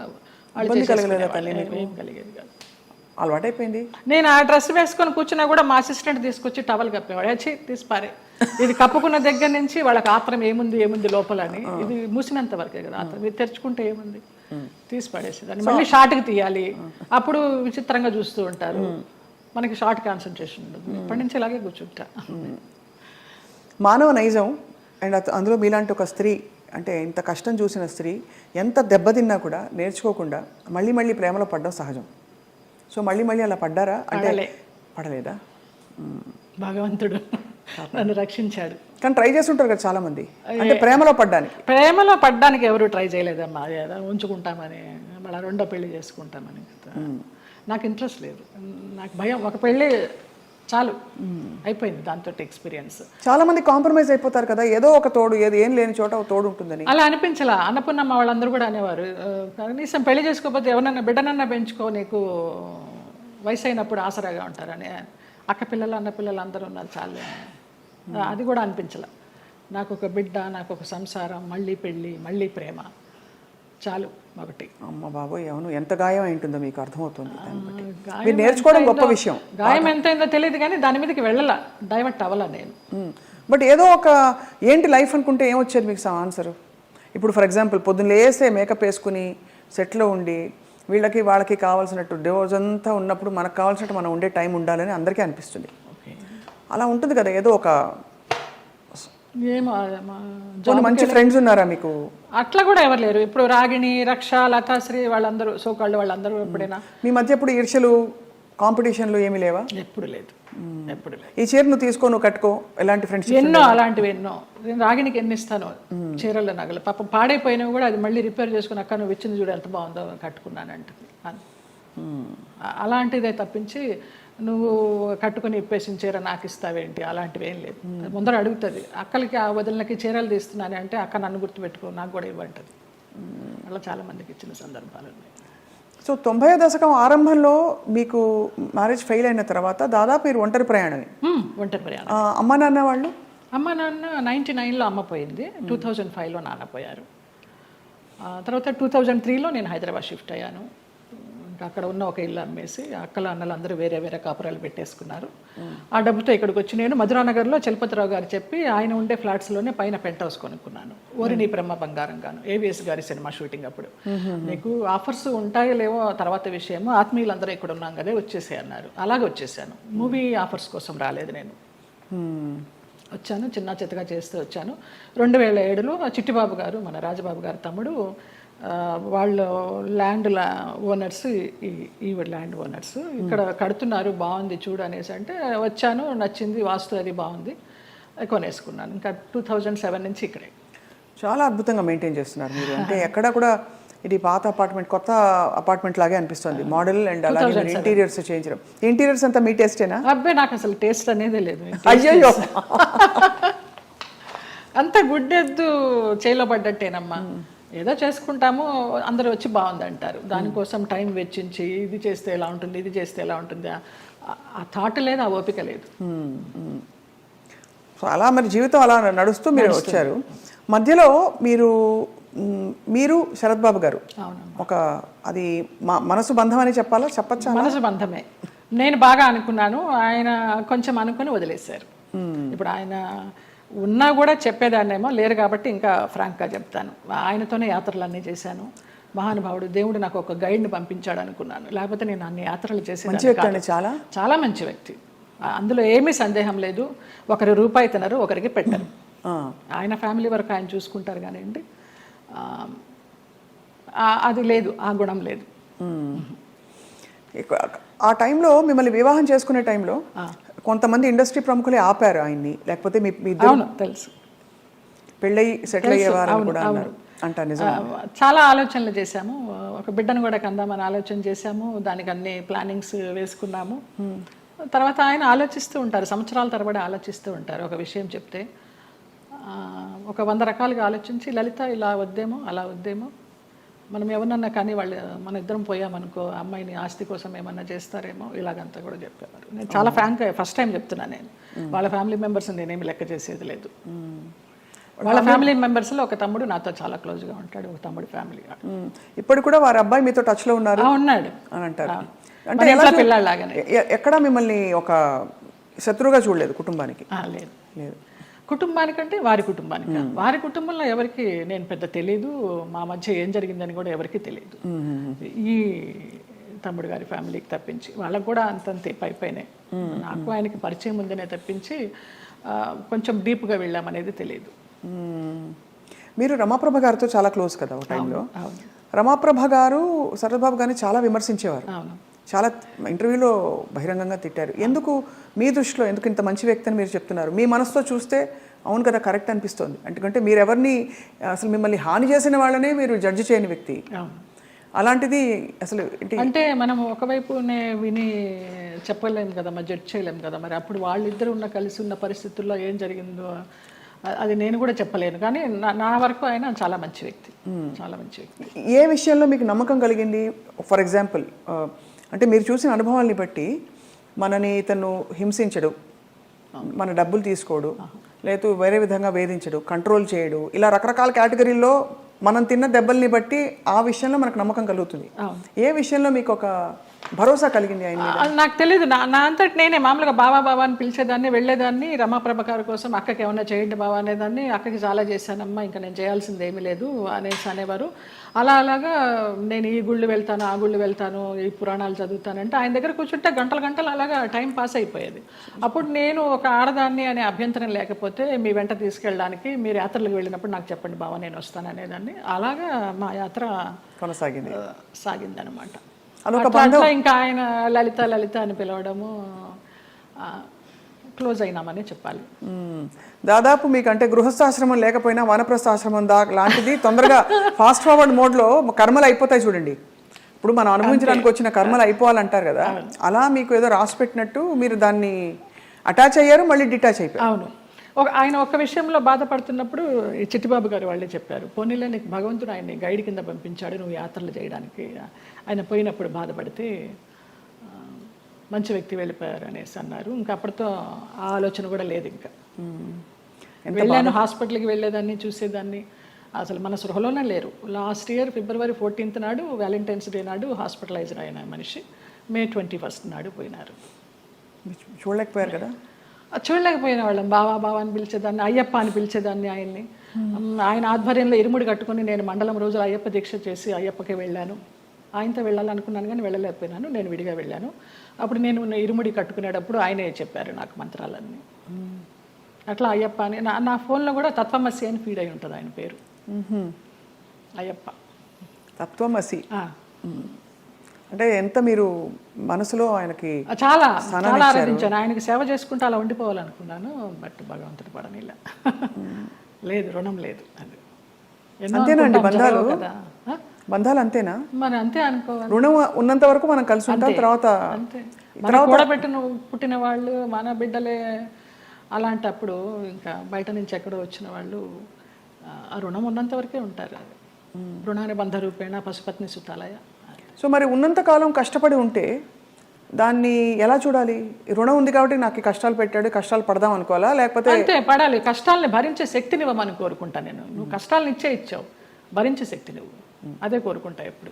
మరి ఎప్పుడు ఇది సరికాదు, సవ్యం కాదని ఇప్పుడు చాలామంది ఆడపిల్లలు, మీకు అయిన ఎక్స్పీరియన్స్, మీ పెళ్లిలో 6 నెలల్లో ఒక హింస, ఒక ఎక్స్‌ప్లాయిటేషన్ ఉంది, బయటకు వచ్చేయాలని ఆలోచించిన పరిస్థితుల్లో ఎప్పుడు బయటికి రావాలనే స్ఫురణ ఎలా కలుగుతుంది? బికాజ్ భరిస్తాం, సర్దుకుంటాయన్న హోప్ ఉంటుంది. ఆ స్ఫురణ ఏం చెప్పిన మాట వినాలని మీ గైడెన్స్ అడుగుతున్నా. మీరు డైరెక్ట్గా పడ్డ వ్యక్తి కాబట్టి మీకు అర్థమైంది కదా ప్రశ్న.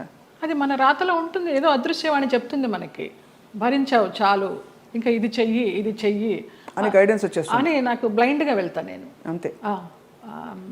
అంత డీప్గా వెళ్ళి నాలెడ్జబుల్గా చెప్పాలంటే నాకు తెలియదు, కానీ అనిపిస్తుంది, మనకే అనిపిస్తుంది. ఇంకా ఆ టైం అయిపోతుందని అనిపించినప్పుడు అది ఆటోమేటిక్గా వస్తుందని నేను అనుకుంటున్నాను. ఎంత ఇవాల్వ్ అయ్యారు మీరు స్పిరిచువల్గా, ఎన్ని కష్టాలు పడినా కూడా ఎంత పరిణితి తెచ్చుకున్నారు మీరు అంటే జీవిత ప్రయాణంలో. నేను కేరళ డీటాక్స్కి వెళ్ళినప్పుడు కూడా 14 days ఒంటరిగా ఉన్నాను. అప్పుడు నా లైఫ్ స్టైల్ మారిపోయిందమ్మా, మైండ్ సెట్ కానీ లైఫ్ స్టైల్ కానీ. ఎంత భయస్థిరాల్లో నేను చిన్న విషయానికి భయపడిపోతే, ఎక్కడన్నా నొప్పి వస్తే, ఇక్కడ నొప్పి వస్తే బ్రెస్ట్ క్యాన్సర్ ఏమో, ఇక్కడ నొప్పి వస్తే అపెండిసైటిస్ ఏమో అని అస్సలు లేదు. ముక్తినాథ్ ఎక్కి నడిచి దిగాను -డిగ్రీస్లో మొన్న. అవునా? మొన్న రీసెంట్గా 4 days అవ్వలేదు. ఆ ముక్తినాథ్ ఒక ఇన్సిడెంట్ చెప్పాలి స్వప్న. ఒక ఆవిడ కటక్ నుంచి వచ్చారు, జ్యోత్స్నారావు అనేసి, ఒరిస్సా ఆవిడ కాదులే, ఒరిస్సాలో జాబ్ చేసేవారు, కాకినాడ ఆవిడ, బ్రాహ్మణ ఆవిడ. ఎవరు లేరు, నానే వాళ్ళు ఎవరు లేరు, తోడబుట్టిన అన్నదమ్ములు కానీ అక్క చెల్లెళ్ళు కానీ సంసారం కానీ పిల్లలు కానీ ఎవ్వరు లేరు. ఆవిడ బ్రహ్మచారిణి. ఆవిడ వచ్చి నాకు ఎవరు లేరు 3 రోజులు ప్రయాణం చేశారు మాతోటి. 11th నాడు బయలుదేరాము ఇక్కడి నుంచి, 12th 13th నాడు ముక్తినాథ్ తీసుకెళ్లారు. అలాగే డోలీలో ఎక్కించి వెళ్ళారు. ఆవిడకి ఏదో హై బ్లడ్ బీపీనో షుగర్ ఏదో ఉంది. అన్నం తినాలనిపించక మాత్రలు వేసేసుకుంటున్నారు. తర్వాత ఆ ముక్తినాథ్లో జామ్సంలో మేము స్టే చేసినప్పుడు వెన్ను ఒలింకించే చలి, అక్కడ హీటర్స్ ఉండవు, హీటర్స్ పెడితే ఆక్సిజన్ అందదంట, హై ఆల్టిట్యూడ్ అనమాట. అక్కడ ఆ రోజు నరకం అనుభవించాం అందరం, 80 members గ్రూప్ మేము. Sai Krishna tours and travels అని సాయిరామ్ గారు, ప్రసన్న గారు, వైఫ్ అండ్ హస్బెండ్, ఆది దంపతులు. నిజంగా 2009 నుంచి వాళ్ళు ఈ ట్రావెల్ చేస్తున్నారు. ప్రతి ఒక్క గ్రూప్తో ట్రావెల్ చేస్తారు.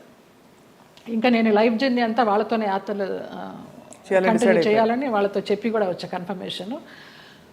ఆవిడ ముక్తినాథ్ని దర్శించుకొని, సాయిరామ్ గారు మేము వెళ్ళే రోజు ముందర రోజు నైట్ హోటల్లో డిన్నర్కి గ్యాదర్ అయినప్పుడు చెప్తారు, అమ్మ ఇలా ఉంటుంది అక్కడ సిచ్యువేషను, స్నానాలు చేయకండి, 108 జలధారలు ఉంటాయి, స్నానాలు చేయకండి, -degrees ఉంటాయి, నెత్తి నీళ్లు చల్లుకుంటే చాలు, మనకి ముక్తినాథుడి దర్శనం కావాలి, మీరు ఆయన్ని చూడడం కాదు ముఖ్యం, ఆయన మిమ్మల్ని చూడడం ముఖ్యమని చాలా చక్కగా వివరించి ఆవిడని అడిగారు, అమ్మ మీ పరిస్థితి ఇలా ఉంది, వస్తారా, రాలేకపోతే రూమ్లో ఉండండి, భోజనం ఏర్పాట్లన్నీ చేసి మీకు ఒక మనిషిని పెట్టి నేను వెళ్తాను. లేదు సాయిరామ్, నాకు ఆ ముక్తినాథుడిని చూడాలి, నా ఒకే ఒక కోరిక అన్నారమ్మ. వచ్చారు, ముక్తినాథుడిని చూశారు. మర్నాడు అందరం బయలుదేరి బస్సుల్లో పోక్రా రిటర్న్ రావాలి. కార్లోనే స్పాట్ డెడ్ అమ్మ ఆవిడ. ముక్తినాథుడు అన్నందుకు ముక్తి, మోక్షం. ఎంత అదృష్టవంతరాలు, ఎవ్వరు లేరని 80 మందితో ప్రయాణం చేసి 3 రోజులు ముక్తినాథుని చూసి 4వ రోజు పోయింది. అసలు అద్భుతమైన సంఘటన అయితే నాకు, నేను మర్చిపోలేను ఈ యాత్రలో. ఆవిడ చనిపోయినప్పుడు ఎంత ప్రేతకళగా ఉందో, చితి మీద పెడితే అక్కడే ఎవరో కజిన్ నెంబర్ దొరికింది, ఫోన్లో అడిగితే మేము రాలేమండి, అంత దూరం మీరు చేసేయండి అని ఈయనకు అథారిటీ ఇచ్చేశారు సాయిరామ్ గారికి. అక్కడ ఆర్మీ సహాయంతో ఆయన మన హిందూ సాంప్రదాయంలో ఆమెకి దహన సంస్కారాలు చేస్తే, చితి మీద పెట్టినప్పుడు ఆవిడకి ఫోటో తీస్తే ఎంత చిద్విలాసంగా ఉందో తెలుసా అమ్మ ఆవిడ ముఖం. చనిపోయినప్పుడు ఈ 4 బయటకు వచ్చేసి కళ్ళు తేలేసి ఉన్న మనిషి హాయిగా అలా ఉంది. అసలు అది జన్మలో మర్చిపోలేను. అంతకుముందు రోజు అడిగారు, ఎవరికి ముక్తి కావాలంటే 2 చేతులు ఎత్తా నేను, ఏం మీకు లగేజ్ లేదా అని అడిగారు. నాకు ఏ లగేజ్ లేదన్నాను. అంటే వెనకాల బంధాలు లేవా అనేసి. మీరు అనుకుంటే కాదు దేవుడు అనుకోవాలి, ఆయన ఎవరికి ఇవ్వాలో వాడికే ఇస్తారు అనేసి. అలాగా ఆవిడ అదొక అద్భుతమైన సంఘటన. ఆనందించాం, ఆవిడ పోయినందుకు బాధపడలేదు. ఎంత అదృష్టవంతరాలు, ఎంత చక్కని అనాయాసన మరణం అంటారు కదా, అలా. కార్లన్నీ ఆగినా ఏంటనంటే పోయారు. అంటే భగవద్ దర్శనం అయిందా అని చాలా మందిని అడుగుతాం, ఇంతకంటే నిదర్శనాలు ఏముంటాయి? మోక్షం, ముక్తినాథుడు. మా వాళ్ళందరూ, మా మామ కొడుకులందరూ ఆ -degreesలో 108 జలధారాల్లో స్నానం చేశారు. ఒక్కొక్క జలధార నుంచి ఇంకొక జలధార వెళ్తుంటే వాళ్ళకి బ్రెయిన్ పనిచేయడంలా ఫ్రీజ్ అయిపోతుంది, అలా చేశారు. నేను ఆ 108లో చల్లుకోవడానికి అరగంట పట్టింది, ఈ చెయ్యి పనిచేయాల 1 గంట, బ్లడ్ క్లాట్ అయిపోయి. అంత చలి, -degrees. అది అంత కష్టతరమైన ప్రయాణం. ఎంత చక్కగా వెళ్ళొచ్చామో వారి ఆధ్వర్యంలో. ఈ సందర్భంగా ఆ దంపతులకు పాదాభివందనాలు. ఆ ప్లేసెస్లో నిజంగానే ఒక మహిమ ఉంటుంది కదా జయలలిత గారు, ఎందుకంటే మీరు ఇంత జీవితం చూసి భగవత్ స్పర్శ ఎక్కడ ఎందుగలడు అందులేడని సందేహం వలదు అని అంటారు కదా, అలాగా భగవంతుడు అన్ని చోట్ల ఉన్నాడు, సర్వాంతర్యామి అంటూ కూడా మనం కొన్ని ప్లేసెస్కి ప్రత్యేకంగా వెళ్ళడానికి కారణం ఏంటంటే వాళ్ళు నడయాడిన ప్లేసులు అవి అని చెప్తారు. ఇప్పుడు నైమిసారణ్యం ఎంతమంది మునులు మహానుభావులు తపస్సు చేశారు. అక్కడికి వెళ్ళంగానే మనకు ఆ వైబ్స్, కొన్ని గుళ్ళకి వెళితే మామూలుగా దండం పెట్టుకుని వచ్చేస్తాం, కానీ అదే మనం తిరుమల వెళ్ళినప్పుడు ఆ వెంకటేశ్వర స్వామి చూస్తుంటే మనకు తెలియకుండానే ఆనంద బాష్పాలు కారిపోతాయి. ముక్తినాథుడి దగ్గర కూడా అలాగే కారిపోయినాయి నాకు.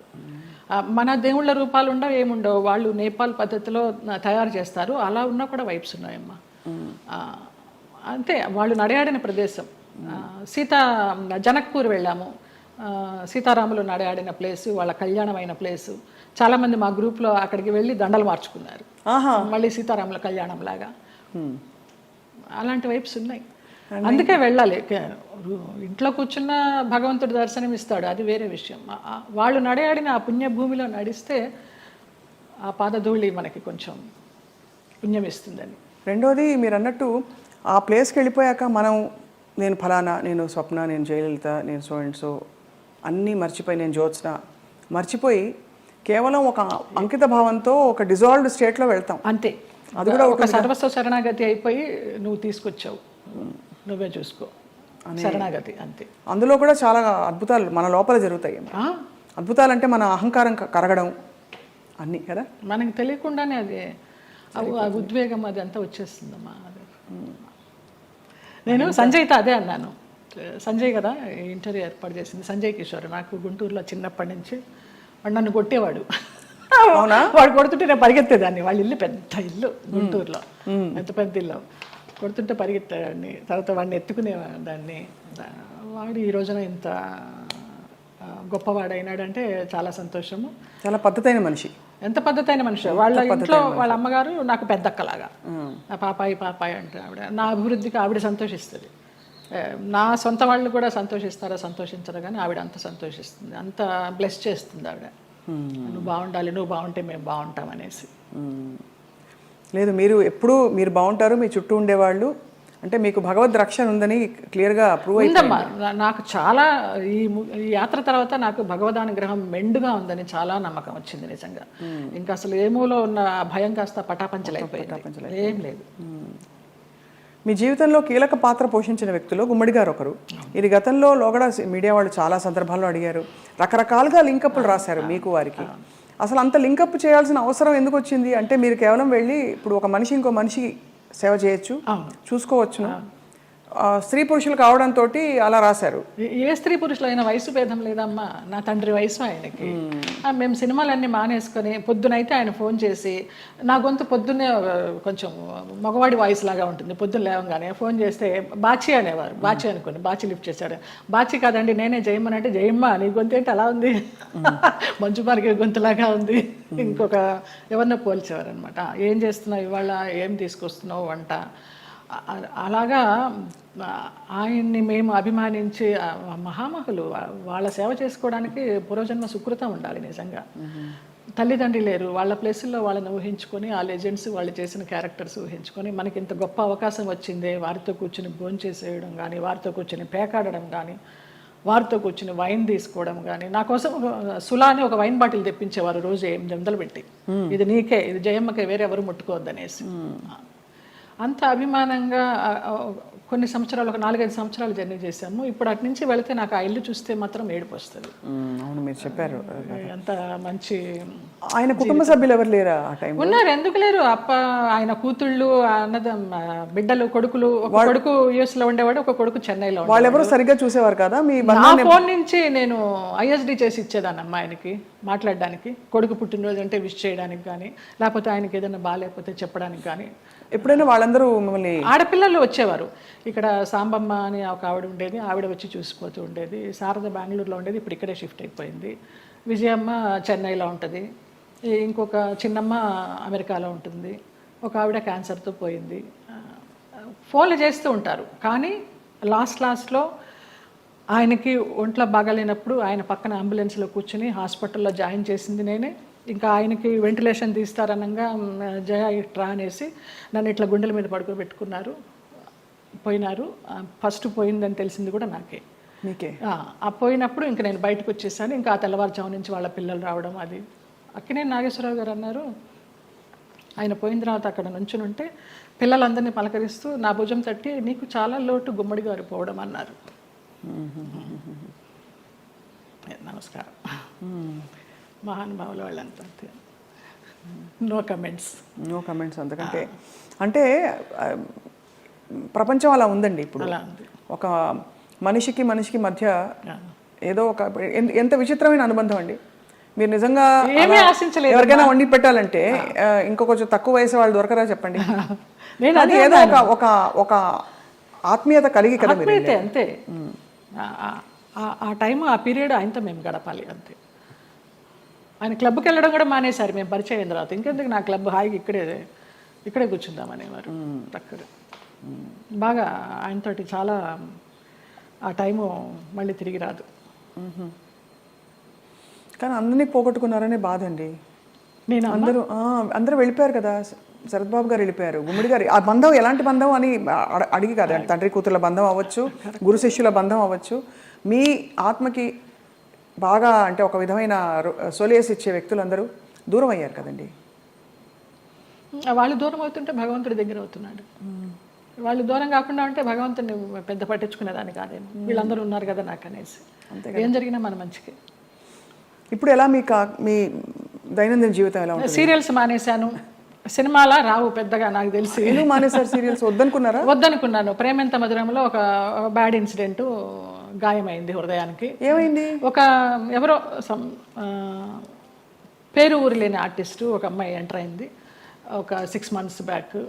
నేను మానేసే ముందర 3 సంవత్సరాలు అంత చక్కగా బాండింగ్ తోటి నిజంగా తల్లి కొడుకుల్లాగానే నేను, శ్రీరామ్ కానీ అందులో చేసిన వాళ్ళందరూ కానీ అలాగే క్యారెక్టర్ పరంగా మేము యాక్ట్ చేయలేదు, అసలు జీవించాం. మేము గ్లిజరిన్ కూడా వేసుకునే వాళ్ళం కాదు ఏడుపు సీన్లు ఉంటే. ఆ అమ్మాయి వచ్చి కొంచెం యారగెన్స్ అంతా చూపించడము, మర్యాద లేకపోవడం సీనియర్స్కి. ఒక సీన్లో అయితే అయిందని అలాగే అడ్జస్ట్ అయిపోయి చేస్తున్నాను. మానేద్దామా అనుకుంటూ పోనీలే మంచి సీరియల్, మంచి పేరు వచ్చింది, శ్రీరామ్ మంచి వాడు, అతన్ని చూసి చేయాలని అనుకున్నాను. ఒక టైంలో ఇంకా పీక్స్కి వెళ్ళిపోయింది ఆ అమ్మాయి బిహేవియర్.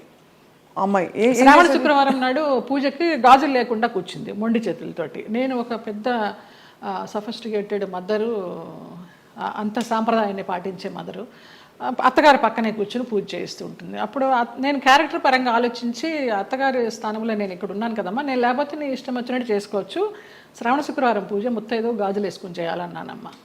అటు నా చెయ్యి నా ఇష్టం, నువ్వు చెప్పడానికి అంది, వేసుకునంది. అంతలాగా ఎందుకు ఏమో తెలియదు, అది యారగెన్సీ అంతే. ఆ పిల్లకి సీనియారిటీ విలువ తెలియదు, క్యారెక్టర్ విలువ తెలియదు. ఎవరండి యాక్టర్? ఆఫ్ కోర్స్ చూసే, నేను సీరియల్స్ చూడండి కాబట్టి ఇలా అడుగుతున్నాను. అమ్మాయి పేరు కూడా మర్చిపోయినాను, అసలు మైండ్లోనే లేదు అది. చేస్తూ తర్వాత అమ్మాయి September 3 జరిగింది ఇది, లాస్ట్ ఇయర్. అక్కడి నుంచి శ్రీరామ్ బయట ఉన్నాడు, నాన్న ఇలాగ జరిగింది, నాకు చేయబుద్ధి కావడలేదన్నాను. నీ ఇష్టమమ్మా, నీకు ఇష్టం లేకపోతే మానే అన్నాడు. కారు ఇచ్చాడు, ఎక్కాను, వచ్చేసాను, అంతే.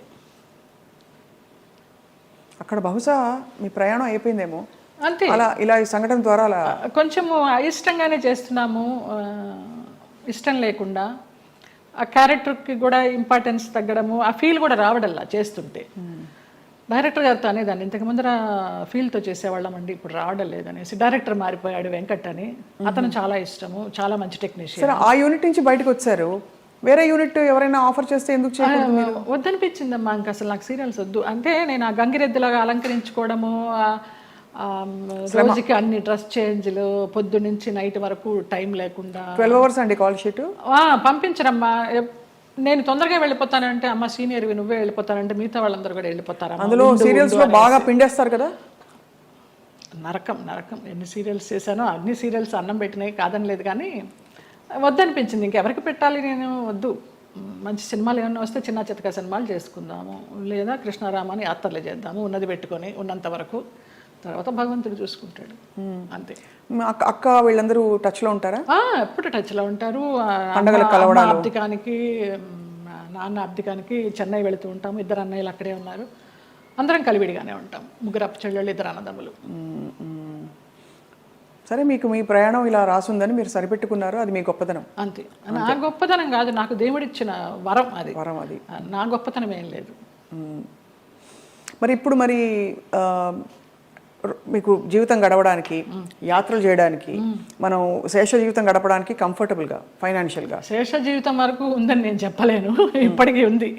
ఈ ప్రేమెంత మధురం చేసిన దాని తాలూకా అది కొంచెం ఉంది, అది కూడా వెనక ముందు చూడకుండా ఖర్చు పెట్టుకుంటున్నాను యాత్రలకి, దానికి.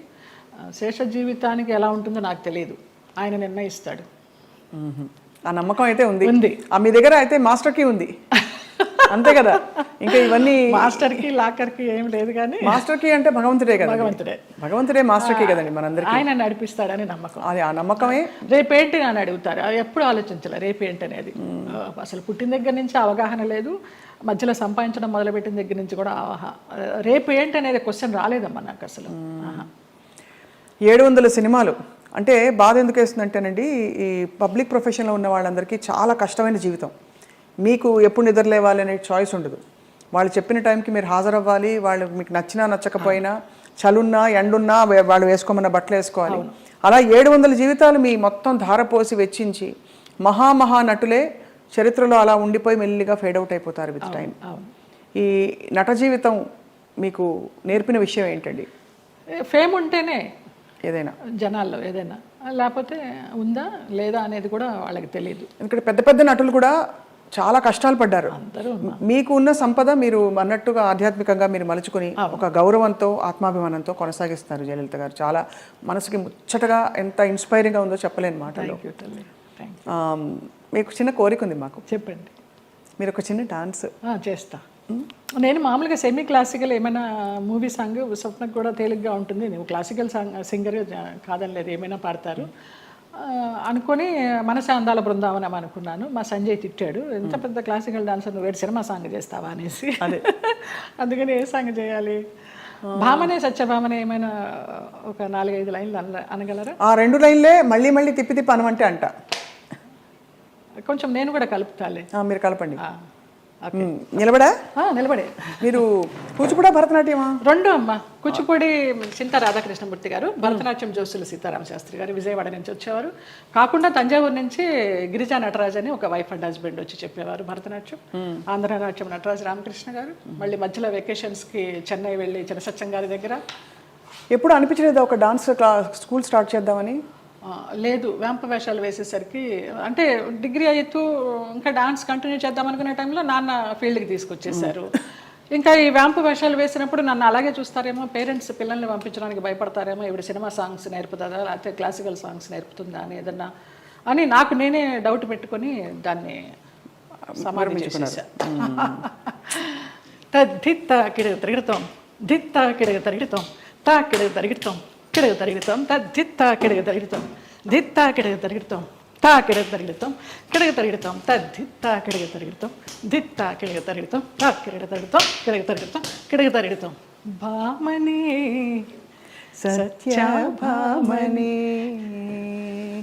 సత్యభామనే, సత్యభామనే, సత్యారి ముద్దుల వయ్యారి ముద్దుల సత్యభామనే, సత్యభామనే, వయ్యారి ముద్దుల వయ్యారి ముద్దుల సత్యభామనే, సత్యభామనే. అద్భుతం. ఎక్కడ ఎంత ఎంత గ్రేస్ఫుల్గా ఉంది అసలు. సంజయ్ గారు, ఇప్పుడు శోభన్ గారు అందరూ చేస్తున్నారు కదండి డాన్స్ పర్ఫార్మెన్సెస్, బ్యాలేస్. అంటే మీకు అఫ్కోర్స్ మీరు ఒక ఆధ్యాత్మిక లోకంలోకి వెళ్ళిపోయారు. ప్రాపంచికంగా లౌకికంగా మీకు కోరికలు లేవు, కానీ అలా చేస్తే ఎంత బాగుండు అని అనిపించే అంత అందంగా ఉంది మీ డాన్స్. శోభనాయుడు గారితో బ్యాలెన్స్ చేశానమ్మా. వెంకటేశ్వర కళ్యాణం, కృష్ణ పారిజాతం, ఆవిడన్నీ మేల్ క్యారెక్టర్స్ ఇచ్చేవారు. నేను అదంతా తీసేసిన తర్వాత జయలలిత నువ్వా వెంకటేశ్వర స్వామి వేసింది, కృష్ణుడికి వేసింది అనేసరికి నిరాశ వచ్చేసింది. అది అర్థమైంది. కానీ అన్ని అన్ని ఆ పార్శ్వాలని మీరు చూశారు జీవితంలో. కంప్లీట్ లైఫ్ కష్టం చూసి ఉగాది పచ్చడిలాగా అన్నీ చూడకపోతే మనకి ఏం చూసాను జీవితం అని అనిపిస్తుంది కదా. అలా మీరు కష్టాలు చూశారు, అన్నీ చూసేసాం. సంతోషం చూసారా ఏదైనా టైంలో? సంతోషం అంటే ఈ యాత్రేనమ్మా. ఈ యాత్రే అతి దుఃఖకరమైన సంఘటన, బాధాకరమైన సంఘటన, అతి సంతోషకరమైన సంఘటన అంటారు, కానీ అవి 2 లేవు నాకు. వయా మీడియాగానే వెళ్తూ వచ్చింది. ఈ ముక్తినాథ యాత్ర మాత్రం నాకు చాలా పీక్స్ అనమాట. ఇంకా సో ఫైనలీ మీకు మిగిలిన కోరిక, అంటే మిగిలిన కోరికను ఎందుకంటున్నారంటే మన జీవితానికి ఒక సంపూర్ణత్వం రావాలంటే ఏం కోరుకుంటున్నారు? ఇంకా మానస సరోవర్ వెళ్ళాలమ్మా. మానస సరోవర్ కానీ మా సాయిరామ్ గారు అది వేయనమ్మా చాలా కష్టం అంటున్నారు. ఎవరు తీసుకెళ్తారో తెలీదు. వెళ్ళాల్సి ఉంటే డెఫినెట్గా ఖచ్చితంగా అదే జరిగిపోతుంది. చాలా కోరిక. వెళ్తే తిరిగి వస్తామా లేదా అనేది తర్వాత విషయం. అక్కడ దాకా వెళ్ళాలి, ఆ భూమి మీద అడుగు పెట్టాలని మాత్రం కోరిక. అదొకటి తీరని కోరిక. చాలా అద్భుతంగా ఉంది మీతో మాట్లాడడం. చాలా విషయాలు నేర్చుకున్నది ఏంటి అంటే సెల్ఫ్ యాక్సెప్టెన్స్ కంటే గొప్ప వరం లేదండి. ఓకే, అది మీకు వచ్చేసింది కాబట్టి మీరు ధన్యులు. ఒకలాగా ఈ కృష్ణుడి విగ్రహం నాకు నా ఫ్రెండ్ శ్రీనివాస్ అని ఆయన మ్యాంగ్లూర్ నుంచి తీసుకొచ్చి ఇప్పించారు. చాలా చాలా కళకళలాడుతూ మీలాగా. చాలా బరువు కూడా అది. అవునా? అక్కడ రమణాశ్రమంతో మీ అనుబంధం? అరుణాచలం వెళ్తూ ఉంటాము. ఒక శివరాత్రికి గిరి ప్రదక్షిణ చేశాను. ఆయన బుక్స్ చదువుతూ ఉంటాను. అట్లా కూర్చుని ఆయనతో మాట్లాడుకుంటూ ఉంటాను. ఆ ఫోటోగ్రాఫ్ వెనకాల ఇది నా పుట్టినరోజుకి మా డైరెక్టర్స్ అనిల్, రాము అని ఉన్నారు. రాము ఏమో అది ఇచ్చాడు లాస్ట్ ఇయర్ పుట్టినరోజుకి. అనిల్ ఇది ఇచ్చాడు. రుద్రంకోట అని ఒక మూవీ చేశాం కదా, ఆ పిల్లలు. రుద్రమకోట మొన్న లేటెస్ట్ మీది. అవును, అవును, చాలా పెద్ద ఒక పవర్ఫుల్ క్యారెక్టర్ కానీ సినిమా పవర్ఫుల్గా వెళ్ళలేదు, ఆడలేదు. ఓటీటీకి కూడా ఇంకా లేట్ అవుతూ ఉంది. మీరు చాలా చాలా వ్యక్తిగత విషయాలు కూడా ఇవాళ మాతో పంచుకుని చాలామందిని ఇన్స్పైర్ చేశారు జయలలిత గారు. థ్యాంక్స్ అమ్మా. మీకు ధన్యవాదాలు. అయ్యో, మీకు కూడా. Always you will be in our hearts. God bless you. Thank you అండి. నమస్కారం.